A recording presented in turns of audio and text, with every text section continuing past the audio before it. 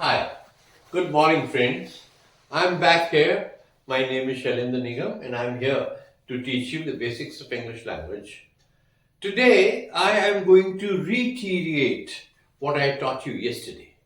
I have written on the board what are uncountable nouns, and the answer to that is uncountable nouns are all abstract nouns are uncountable nouns. All material nouns are uncountable nouns. Names. Now remember, names of all games are uncountable nouns. Names of all diseases are uncountable nouns. Names of all liquids are uncountable nouns. Names of all subjects of study are uncountable nouns. Names of all powders are uncountable nouns. Names of all cereals and pulses and languages are uncountable nouns. So you get it. Now these are all uncountable nouns. That means they do not have any plurals. And we always use a singular verb with all of these uncountable nouns. I hope I have made myself abundantly clear. But even if I have not, you can always look back on the videos and on the handout that I gave you yesterday in my previous class. Now, although the chapter of nouns is a bit lengthy, we have lots more to study in nouns. But here I'll digress. I'll tell you something which is related to countable nouns and uncountable nouns, which is very important. A question which arises in the mind of all students. It is very well to say that I have one apple, I have a dozen apples, I have 5 kilograms of apples, whatever you can say with countable nouns. But when it comes to uncountable nouns, what do you say? You can say I have 5 kilograms of rice. So 5 kilograms of and 5 kilograms of is the determiner. So what we are talking about here now is determiners.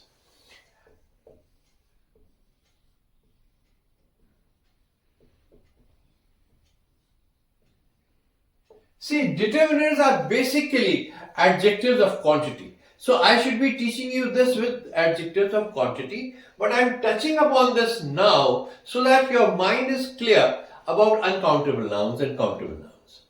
See, let's say uncountable nouns are two. So determiners. Determiners क्या होते हैं? Determiners adjectives होते हैं, adjectives of quantity होते हैं. वो आपको ये बताते हैं किसी भी अनकाउंटेबल या काउंटेबल नाउन की कितनी क्वांटिटी है. आप कह सकते हो 5 बॉयज 6 गर्ल्स, क्यों नहीं कह सकते? लेकिन अनकाउंटेबल नाउन्स के लिए, राइस के लिए क्या कहेंगे आप? सो यू हैव टू से 5 kilograms of rice, 100 grams of rice. तो ये जो 5 kilograms and 100 grams of, that becomes the determiner. अब ये तो हो गई क्वांटिटी की बात, लेकिन आपके पास बहुत ऐसे शब्द आएंगे जिसमें आपको कंफ्यूजन होगा. जैसे ब्रेड है, द वर्ड ब्रेड. अब ब्रेड के लिए हम क्या डिटर्मिनर यूज करेंगे? First determiner that we use is a loaf of bread. तो देखिए ये डिटर्मिनर है, ब्रेड वहीं का वही रहा. You can say 5 loaves of bread. तो 5 loaves. ये loaves क्या होती है? वो जो बाजार में आप लेने जाते हैं प्लास्टिक से बंधी हुई ब्रेड उसके अंदर आती है, that is called a loaf.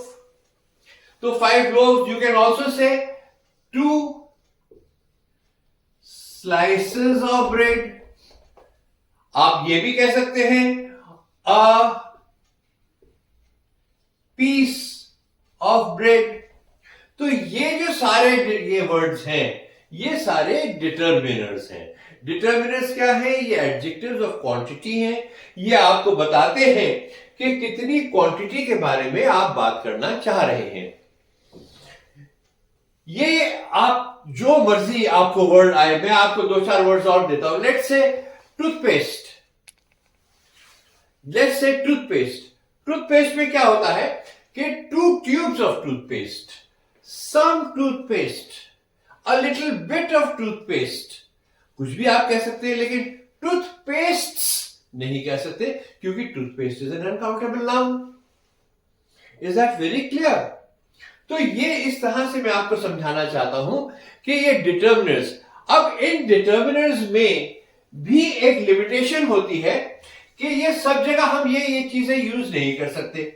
कई बार आपके घर में चावल बने हैं, आपके पापा 5 किलोग्राम ऑफ राइस लेके आए और थोड़े से चावल बने। अब आपने प्लेट में चावल लिए और आप खा रहे हैं, बट आपको कुछ और चावल चाहिए, तो आप मम्मी से क्या कहते हो कि 100 ग्राम चावल दे दो? ऐसा तो नहीं कहते। सो यू से give me some rice, or you can say give me more rice, or you can say give me lots of rice. तो ये भी डिटर्मिनर्स होते हैं। इन डिटर्मिनर्स में जो याद करने वाली बात होती है, वो आपको इस बात का ध्यान रखना है कि कुछ डिटर्मिनर्स सिर्फ अनकाउंटेबल नाउन्स के लिए यूज होते हैं और कुछ डिटर्मिनर्स सिर्फ काउंटेबल नाउन्स के लिए यूज होते हैं। ये मैं आपको स्पेसिफिकली अभी बता देता हूं, क्योंकि बाद में जाके ये प्रॉब्लम्स बड़ी क्रिएट हो जाती हैं। आपको ये समझ लेना चाहिए कि अनकाउंटेबल नाउन्स के साथ कौन से डिटर्मिनर्स चलते हैं और काउंटेबल नाउन्स के साथ कौन से डिटर्मिनर्स चलते हैं। ये बहुत ज्यादा है, ज्यादा नहीं है गिनती में, याद रखना कोई मुश्किल नहीं है, आप आराम से याद रख सकते हैं। Determiners with countable nouns and determiners with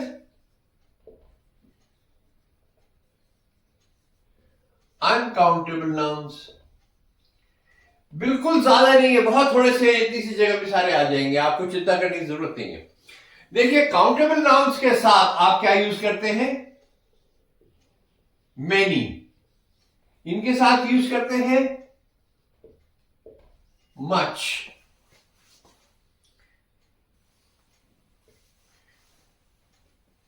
many, much. अब क्या हुआ? मैं इसके साथ आप यूज करते हैं few, a few, the few, और इनके साथ यूज करते हैं little, a little, और the little। बेसिकली ये ऐसे हैं काउंट जो डिटर्मिनर्स हैं जो सिर्फ काउंटेबल नाउन्स के साथ चलते हैं, और ये ऐसे हैं जो सिर्फ अनकाउंटेबल नाउन्स के साथ चलते हैं। बाकी डिटर्मिनर्स ऐसे होते हैं जो दोनों के साथ ज्यादातर चल जाते हैं। देखिए, जैसे अनकाउंटेबल नाउन्स के साथ आपने कहा 5 किलोग्राम्स ऑफ व्हीट और 10 किलोग्राम्स ऑफ राइस, आप इसके साथ कह सकते हैं 10 किलोग्राम्स ऑफ एप्पल्स। सो आप दोनों के साथ कह सकते हैं। जैसे और भी डिटर्मिनर्स बहुत सारे होते हैं, मैं यहां पे आपको टच अपॉन नहीं करना चाहता, because that is a separate topic. वहां पे सेपरेट टॉपिक एडजेक्टिव्स जब हम पढ़ाएंगे, तब आप देखेंगे डिटर्मिनर्स कितने सारे होते हैं और क्या क्या होते हैं। इस वक्त ये ज्यादा इंपॉर्टेंट है कि हम नाउन्स पे अपनी क्लास शुरू करें। हमारे नाउन्स बहुत सारे बचे रह गए हैं जो हमें पढ़ाने हैं। इसे ठीक है, सब कुछ समझ में आ गया? Now I rub this out. अब नाउन्स, कुछ ऐसे नाउन्स होते हैं, there are some nouns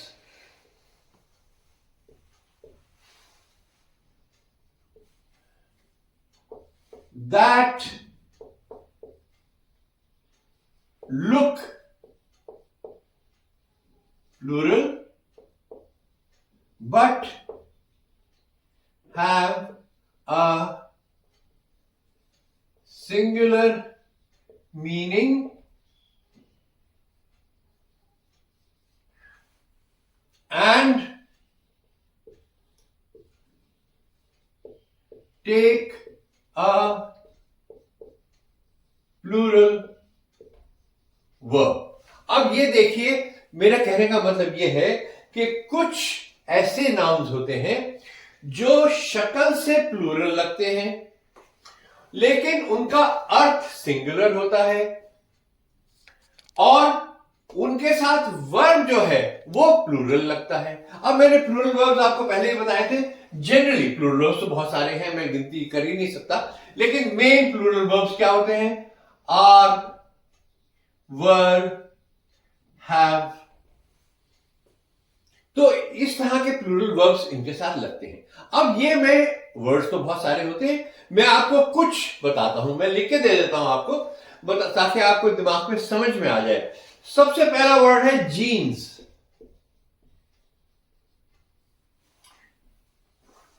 spectacles,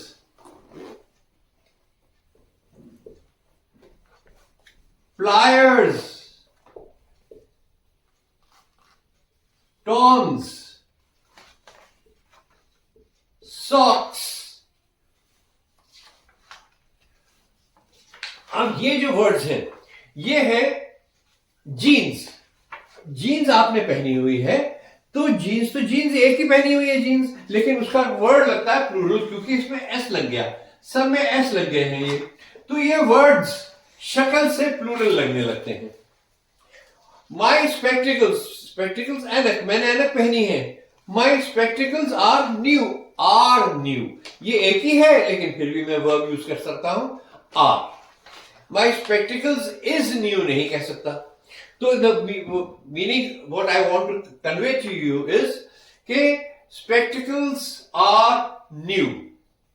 my socks, I need 6 pairs of socks. Sock कोई वर्ड नहीं होगा, और अगर आपने इसकी एक से ज्यादा क्वांटिटी की बात करनी है तो आप हमेशा क्या लगाएंगे? pairs of. I have 2 pairs of spectacles. यानी कि एक स्पेक्टिकल पहना है, एक घर में अंदर रखा हुआ है. ऐसे ही I have 6 pairs of jeans. Is that very clear to you? देखिए, मैंने यहां वर्ड देखे हैं, मैंने सारे वर्ड्स में लिख नहीं पाता यहां पे इसमें, लेकिन इसमें आप ये देखिए कि there are certain words in English language जिनके लुक प्लूरल है, लेकिन हम फिर भी उसको प्लूरल वर्ब के साथ, लेकिन मीनिंग उसका सिंगुलर होता है. ओके, यहां पे मैंने आपको कुछ वर्ड्स लिखे हैं. इसमें और बहुत सारे वर्ड्स हैं जो कि जैसे पैंट्स, टाइट्स, पिंसर्स, ट्राउजर्स, ये बहुत सारे वर्ड्स हैं. मैं आपको ये शीट यहां दे दूंगा आपको, आप उसका स्क्रीनशॉट ले लें, उसको अपने पास लिख के रख लें, so that you do not forget. लेकिन ये ध्यान रखना है कि इनके साथ वर्ब हमेशा प्लूरल यूज होगा. इस बात का आपको ध्यान रखना है. This is one type of nouns. Then we have another type of nouns. अब अनदर टाइप ऑफ नाउन्स में क्या है? कुछ नाउन्स ऐसे होते हैं कि उनका प्लूरल वो ही होता है जो उनका सिंगुलर होता है. अब देखिए, ये मेरे से मत पूछिएगा कि कारण क्या है. इंग्लिश लैंग्वेज है ये. इंग्लिश पीपल ने सोचा, जो अंग्रेजी बना रहे थे, उन्होंने सोचा कि बॉय का प्लूरल क्या बनाया जाए. बॉयज, बहुत अच्छा लगता है, boys is right. Girl, girls, why not. लेकिन जब वो पहुंचे शीप पे तो उन्होंने कहा भाई ये शीप्स नहीं अच्छा लगता. So the plural of sheep is sheep. Similarly the plural of deer is deer. तो डियर्स कोई वर्ड ही नहीं है. ऐसे ही रेनडियर, रेनडियर्स नहीं होता, रेनडियर ही होता है. ऐसे ही बहुत सारे वर्ड्स हैं. फिर मैं आपको यहां पे ये आपको पेश कर देता हूं आपके लिए, आप इसको समझ लीजिएगा और नोट डाउन कर लीजिएगा. You can take a screenshot later on at your convenience. मैं अभी यहां पे आपको एक बात, इसमें जो खास बात है जो समझाना चाहता हूं वो ये है कि बहुत सारी फिशेस हैं, उनके नाम भी यहां पे लिखे हुए हैं जो जिनके प्लूरल नहीं होते, जैसे मसल, प्लेस, कॉड, ये जेलीफिश, गोल्ड फिश, इनके नाम के आगे एस नहीं लगता, लेकिन ये प्लूरल भी गोल्ड फिश होगा और सिंगुलर भी गोल्ड फिश होगा। अब एक वर्ड है फिश, इसमें आपको थोड़ा सा समझना है कि एक वर्ड है फिश और एक वर्ड है फिशेस। जब एक ही टाइप की फिश हो, वन टाइप, चाहे 10 मिलियन हो, तो उनको क्या कहेंगे? फिश, क्योंकि ये एक ही टाइप की है, जितनी मर्जी हो उसके लिए फिश कहेंगे। लेकिन इफ यहां पे मोर देन वन टाइप, चाहे दो ही हो, तो इन सब के लिए हम क्या कहेंगे? Fishes. Is that very clear to you? देखिए, आप घर में एक्वेरियम लाते हैं, छोटा सा बोल लाते हैं या अच्छा सा बड़ा एक्वेरियम बनवाते हैं, उसमें आप दो फिशेस डालते हैं, दोनों ही गोल्ड फिश है या दोनों ही काले रंग की फिश है, तो आप उनको क्या कहेंगे? फिश। दो है लेकिन फिर भी आप फिश कहेंगे, क्योंकि दोनों एक ही टाइप की है। फिर आपने उसी बोल में रंग बिरंगे अलग अलग रंग की अलग अलग फिशेस डाल दी, अब वो एक गोल्ड की है, एक सिल्वर है, एक ब्लैक है, एक ब्लू है, तो वो क्या हो जाएंगी? Fishes. Is that very clear to you? तो ये अब दो तरह के नाउन्स मैंने आपको और पढ़ा दिए हैं। एक तो वो नाउन्स जिनका जो लगते प्लूरल हैं लेकिन होते सिंगुलर हैं, और एक ये नाउन्स जिनके प्लूरल ही प्लूरल होते हैं। इसमें आपको बहुत ज्यादा ध्यान देना पड़ेगा। जैसे मैं फिर से आपको बता रहा हूं, ये आप उतार लीजिएगा शीट पे से। शीप का प्लूरल शीप ही होता है, और डियर का प्लूरल डियर ही होता है। तो ऐसे बहुत सारे वर्ड्स हैं, मैंने आपको सैंपल के तौर पे हैंडआउट में दिए हुए हैं, आप वो देख लीजिएगा, उससे आपको बेनिफिट हो जाएगा। Is that clear? अब हम नाउन्स की ही एक और बात पे बात करते हैं। Nouns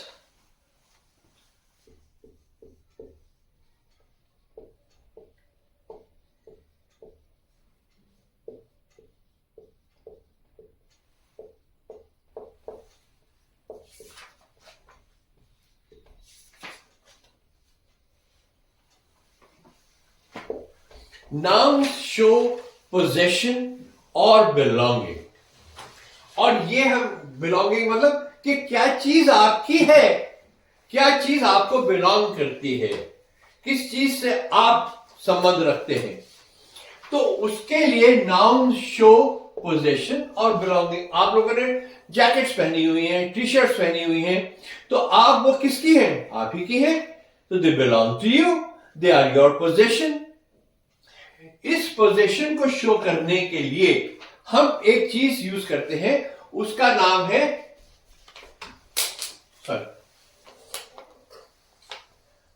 apostrophe.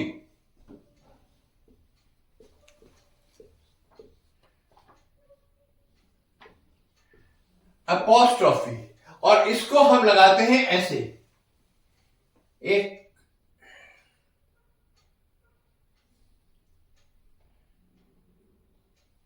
This is the apostrophe. Apostrophe. Apostrophe is used with nouns. Now we say simple. Ram. Ram is a noun, it's a proper noun. अब हमने कहा राम की मां, Ram's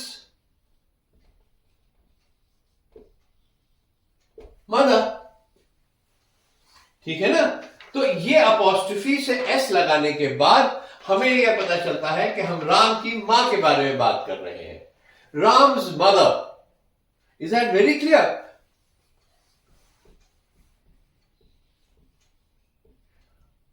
अशोक्स डॉग। अब अशोक का डॉग है ये, तो ये हमें क्या बताता है कि अशोक का कुत्ता है। Is that very clear? तो ये अपॉस्ट्रोफी इस काम आती है। अभी तक मैंने आपको जो अपॉस्ट्रोफी के बारे में बताया, मैंने इस अपॉस्ट्रोफी के बारे में बताया है, वो अभी तक मैंने सिंगुलर नाउन्स लिए हैं।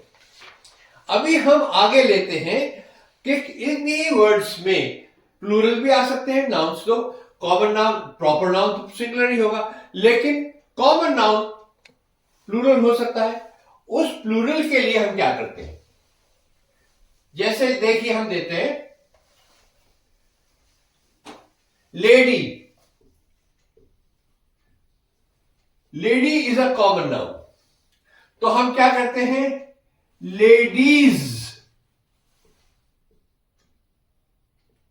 पर्स।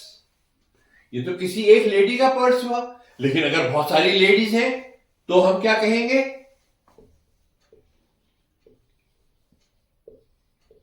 लेडीज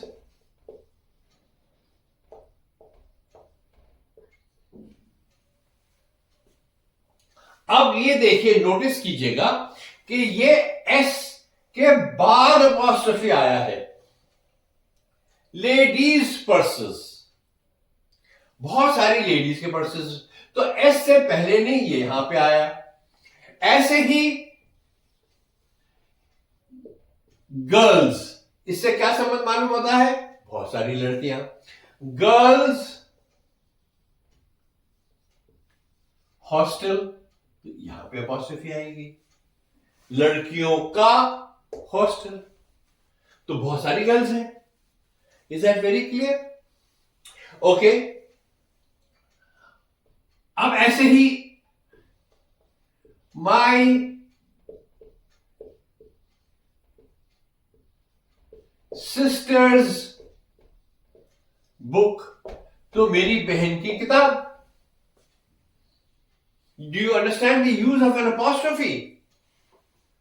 यहां पर एक छोटी सी बात आती है, और वो बात आपको ध्यान रखनी है कि जब भी कभी नाम में बहुत ज्यादा की आवाज आती है, तो वहां पर हम अपॉस्ट्रोफी नहीं लगाते हैं।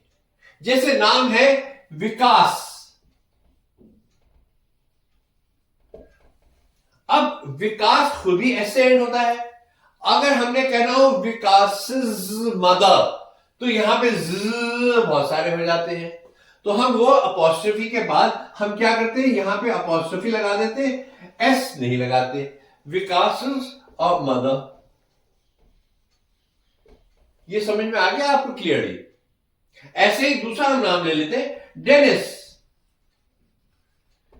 अब ये भी एस से एंड होता है, तो इसके आगे डेनिस डॉग नहीं कह सकते, डेनिस स्कूल नहीं कह सकते, डेनिस के apostrophe shirt. Do you understand that? यहां पे ये आपके लिए बहुत इंपॉर्टेंट है कि अपॉस्ट्रोफी का यूज कहां और किस तरह से होता है। इसमें एक चीज और ध्यान रखने वाली है कि बिलोंगिंग या किसी का पोजेशन वो सिर्फ जीवित चीजों का हो सकता है। जो चीजें निर्जीव हैं, नॉन लिविंग थिंग्स, उनका पोजेशन नहीं हो सकता, उनकी बिलोंगिंग नहीं हो सकती। हम ये तो कह सकते हैं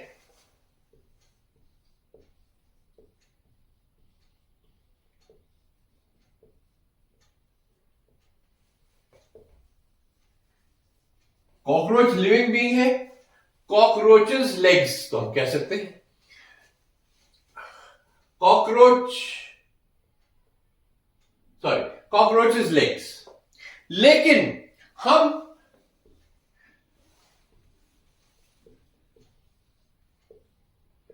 टेबल्स लेग्स नहीं कह सकते, this is wrong. Because table जीती जाती चीज नहीं है, टेबल की कोई पोजीशन नहीं हो सकती। तो हमें इस चीज को कन्वर्ट करके क्या कहना चाहिए? Legs of the table. Am I making myself abundantly clear? अब देखिए, यहां तक तो मैंने आपको जो समझाया बड़ा लॉजिकल है, इसमें कोई ऐसी बात नहीं है कि साहब ये लॉजिक नहीं है, ये नहीं चलता। लेकिन इंग्लिश में कई चीजें बड़ी इलॉजिकल सी हो जाती हैं, पर्टिकुलरली प्रोनाउंसिएशन में आप लोग सुनेंगे कि BUT but and PUT put होता है, तो ऐसी चीजें हैं। ऐसे ही इसमें भी है, ये कहते हैं कि साहब जो जीवित चीजें नहीं हैं उनके साथ अपॉस्ट्रोफी नहीं लगता, लॉ है, it is a written law कि साहब उसके साथ आप नहीं लगा सकते। फिर भी हम लोग, इंग्लिश लैंग्वेज हमें परमिट करती है कि हम बहुत सारे शब्दों के साथ अपॉस्ट्रोफी लगा सकते हैं, जैसे नेचर। अब नेचर लिविंग थिंग तो नहीं है, लेकिन हम कहते हैं nature's beauty. Give me a day's time.